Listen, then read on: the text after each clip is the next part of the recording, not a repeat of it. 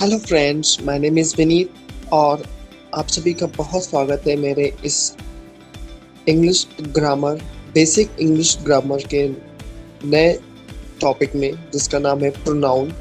आज हम प्रोनाउन के टॉपिक्स को कवर करेंगे। इसमें हम सब प्रोनाउन होता क्या होती है, प्रोनाउन काइंड्स ऑफ प्रोनाउन के प्रोनाउन कितने प्रकार के होते हैं, इसके एग्जांपल्स के थ्रू हम इसको समझने की कोशिश करेंगे। फंक्शन ऑफ प्रोनाउन पढ़ेंगे, क्या इसका काम क्या होता है, यहाँ पे जरूरत और काम क्या होता है। एक्स्ट्रा इन्फॉर्मेशन अबाउट प्रोनाउन, क्योंकि कुछ एक्स्ट्रा भी जानेंगे हम इस प्रोनाउन के बारे में। इस वीडियो को शुरू करने से पहले मैं आपको कि इससे पहले अगर आपने नहीं देखा है स्पेशली नाउन का केस स्टार्ट का, तो प्लीज़ एक बार इसी चैनल के इंग्लिश ग्रामर प्लेलिस्ट पे जाके आप वो एक बार देख सकते हैं, जिससे कि आपको ये वाला वीडियो अच्छे से समझ में आए। ये वीडियो पूर्णतः ये क्लेम नहीं करता है कि इसमें आपको प्रोनाउन की सारी इंफॉर्मेशन प्रोवाइड कर दी जाएगी। यहाँ पे आपको सिर्फ बेसिक इंफॉर्मेशन प्रोवाइड की जाएगी, जो कि बेसिक और बिगिनर्स के लिए इम्पोर्टेंट होता है। और अगर आपको एडवांस लेवल पे प्रोनाउन पढ़ना है तो इसके लिए आपको थोड़ा सा इंतज़ार करना होगा, क्योंकि अभी मैं सिर्फ बेसिक चीज़ों को ही कवर कर रहा हूँ। ज़्यादा हाई लेवल पे जाके मैं चीज़ों को कवर करने की कोशिश नहीं कर रहा हूँ, क्योंकि ये अभी इस चैनल की शुरुआत हुई है। अभी कुछ ही वीडियोस इस चैनल पे पड़े हैं, धीरे धीरे हम सब चीज़ों को कवर करेंगे। चलिए शुरुआत करते हैं। सबसे पहले समझते हैं कि प्रोनाउन होता क्या है। Pronoun is a word that use in place of noun,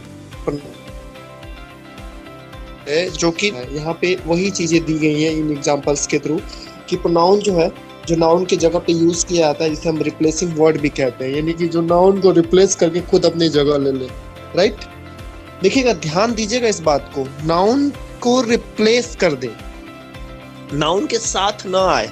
ये वाला लाइन हमेशा ध्यान में रखिएगा। आगे के इस वीडियो लेक्चर में जब आगे बढ़ेंगे तो ये लाइन बहुत ही इंपॉर्टेंट होने वाली है कि जो नाउन को रिप्लेस कर दे, यानी कि अगर कोई सेंटेंस हो उसमें नाउन को रिप्लेस कर दे। जैसे मैं बोलूं कि दिस इज माई बुक और दिस बुक इज माइन, इस दोनों में डिफरेंस है। दिस इज माई बुक यानी कि ये मेरी किताब है, ये मेरी किताब है। माई के साथ बुक आया है, तो यहाँ पे जो माई वर्ड है ये किसके साथ आया है? किताब के साथ आया है। ये किताब को रिप्लेस नहीं कर रहा है, किताब के बारे में एक्स्ट्रा इंफॉर्मेशन दे रहा है, तो ये यहाँ पे एज एडजेक्टिव है। लेकिन दिस बुक इज माइन, यह जो किताब है मेरी, वो किताब ही मेरी है। मतलब इस किताब के वर्ड को रिप्लेस करके उस किताब के बारे में एक्स्ट्रा इंफॉर्मेशन दे रहा है कि यह मेरी है, तो वह यहाँ पे एज ए प्रोनाउन यूज हो रहा है। आगे जब इसको हम पढ़ेंगे, इसमें लिखा है to repetition of noun again use pronoun. किसी भी नाउन का सेंटेंस में रिपीटेशन रोकने के लिए प्रोनाउन का प्रयोग करते हैं। एग्जाम्पल देखते हैं। एग्जाम्पल है हमारा, Vineet is my friend, Vineet reads in my class, Vineet is absent today because Vineet is ill. आपको इस सेंटेंस को सुनने के बाद थोड़ा सा अजीब लगा होगा कि मैं बार बार विनीत क्यों बोल रहा हूँ। हम उसकी जगह पे ही का भी तो प्रयोग कर सकते हैं कि विनीत मेरा दोस्त है, वह मेरे क्लास में पढ़ता है, वह आज absent है और वह आज बीमार है। तो हम विनीत की जगह पे किस वर्ड का यूज कर सकते हैं? वह का। तो यही वह जो है वो प्रोनाउन है। यहाँ पे देखिए नीचे उसको दिया हुआ है कि Vineet is my friend, Vineet मेरा दोस्त है। स्टडी इन माई क्लास, वह मेरे क्लास में पढ़ता है। ही इज absent टुडे, वह आज absent है बिकॉज ही इज इल, वह आज बीमार है। हम देखिए यहाँ पे विनीत जो वर्ड है, हम यहाँ से किससे रिप्लेस, ये रिप्लेसिंग वर्ड जो है ने यहाँ भी रिप्लेस किया है, यहाँ का यहाँ रिप्लेस किया, ये सारी वर्ड्स जो है वो प्रोनाउन होते हैं। तो प्लीज आप इस बात का बिल्कुल ध्यान रखिएगा कि जो नाउन की जगह पे वर्ड यूज किए जाते हैं उसे प्रोनाउन कहते हैं। अभी आप सिर्फ इतना याद रखिएगा, और उसके साथ ही साथ आपको ये वर्ड याद रखने हैं। ये जो वर्ड यहाँ पे दिए हैं, आई, वी, यू, दे, ये सब प्रोनाउन होते हैं। केस चार्ट मैंने आपको पढ़ाया था ना, a word you noun is called pronoun, जो नाउन की जगह पे यूज हो जाता है। वीडियो की स्टार्टिंग में ही मैंने आपको बोला कि that you need to watch the video which is based on case chart, जो बेस्ड है केस चार्ट पे, you need to watch it, आपको उसे देखना है। क्योंकि जो प्रोनाउन है वो पूरी तरीके केस चार्ट पे डिपेंड्स है। The pronoun is fully depend on case chart. Okay, so let's first revise the case chart.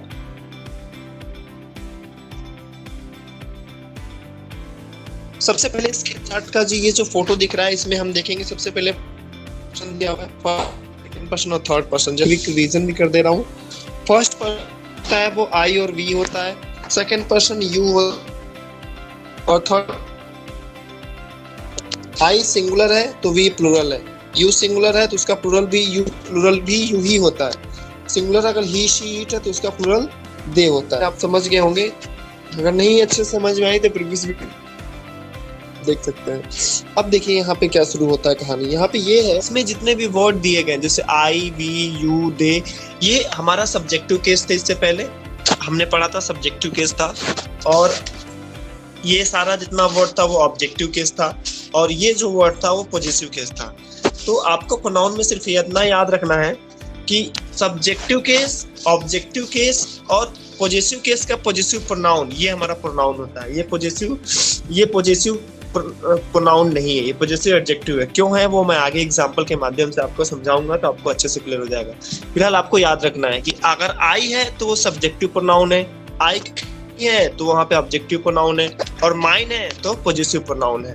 We subjective case पे तो सब्जेक्टिव प्रोनाउन है, ऑब्जेक्टिव प्रोनाउन यहाँ पे अस है, और पॉजिटिव प्रोनाउन यहाँ पे आवर्स है। आवर नहीं है, आवर हमारा ऑब्जेक्टिव नहीं, सॉरी पॉजिटिव एडजेक्टिव है।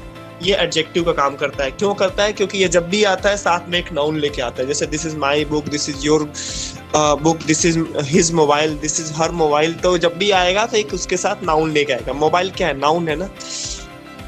ये तरीके से प्लूरल की अगर बात करें, सॉरी यू की बात करें, यू तो हमने पढ़ लिया। अब ही शी इट की अगर बात करें तो इसका जो ऑब्जेक्टिव केस होता है, ही शी इट हमारा सब्जेक्टिव प्रोनाउन है, हिम हर और इट जो है वो हमारा ऑब्जेक्टिव प्रोनाउन है, और हर हिज हर इट्स ये हमारा ऑब्जेक्टिव पॉजिटिव एडजेक्टिव है, और पॉजिटिव प्रोनाउन हमारा हिज हर है, इट का पॉजिटिव प्रोनाउन नहीं होता है। तो प्लीज इस केस चार्ट को आप ध्यान रखिएगा। चलिए एग्जांपल के माध्यम से समझते हैं। दिया है दिस इज हिज बुक। अब देखिए जो ये हिज वर्ड है ना यहाँ पे, वो बुक को साथ में लेके आया है। ये बुक क्या है? नाउन है, कॉमन नाउन है। तो नाउन के साथ यहाँ पे एक वर्ड यूज किया गया है। तो जब नाउन के पहले कोई वर्ड यूज होता है तो वो एडजेक्टिव होता है। तो यह हिज यहाँ पे क्या है? पॉजिटिव एडजेक्टिव है। लेकिन ये दिस बुक इज हिज, यहाँ पे क्या किया है? इसी बुक को, इस बुक की कल्पना को यहाँ पे, इस बुक को ही बारे में आगे यहाँ पे बताया हुआ है, बुक के बारे में। तो ये इसका प्रोनाउन हो गया क्योंकि इसकी जगह पे इसका यूज किया गया है, रिप्लेसिंग वर्ड है। इसी तरह this is her book, this book is hers. Okay, ये जो वर्ड है ना पॉजिटिव एडजेक्टिव, यानी कि पोजीशन में जो आते हैं,